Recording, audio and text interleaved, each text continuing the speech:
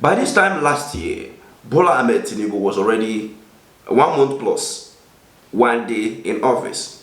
And we already have the Senate President, the Speaker of the House and all of that. The government was ready to go. And subsequently, we saw that they submitted a supplementary budget. We saw the controversy that surrounded it in 2023.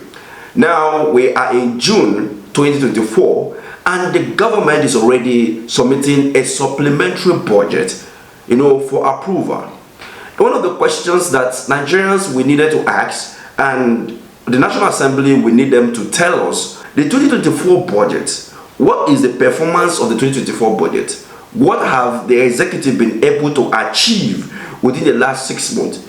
Remember that the budget was approved on the 1st of January this year. So the budget kickstarts at the beginning of this year. So therefore, within the last 6 months, we have seen that the dollar have risen against the naira, tremendously, and there have been a lot of things that happen economically within the country, which is caused by the government anyway. So now, tell us, what have you been able to achieve? What is the performance of that budget? Not rising up, immediately to start saying we are demanding for supplementary budget, and then the National Assembly will rush to enact it.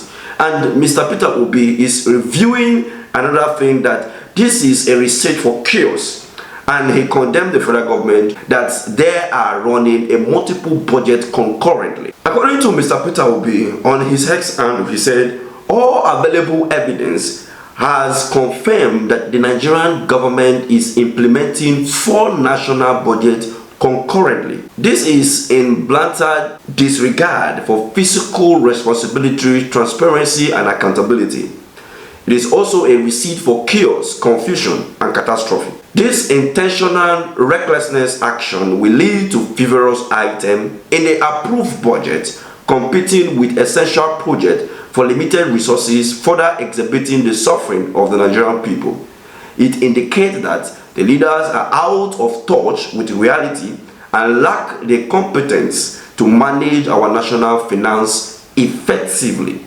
Unfortunately, the deliberately act of physical recklessness is being undertaken by elected representatives of the people, thereby betraying one of the cardinal pillars of democracy. Leaders are elected to responsibly manage public resources in an organized way.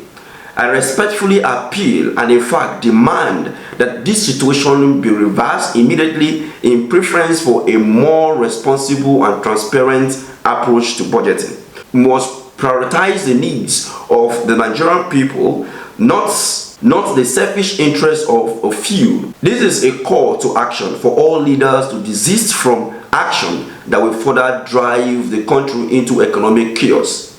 Neither the National Assembly nor the executive has any excuse to promote or condone such unconsiderable behavior. We seek and insist on a nation governed by leaders who are frugal and responsible in their handling of public resources. This is the only way we can build a great nation, he said.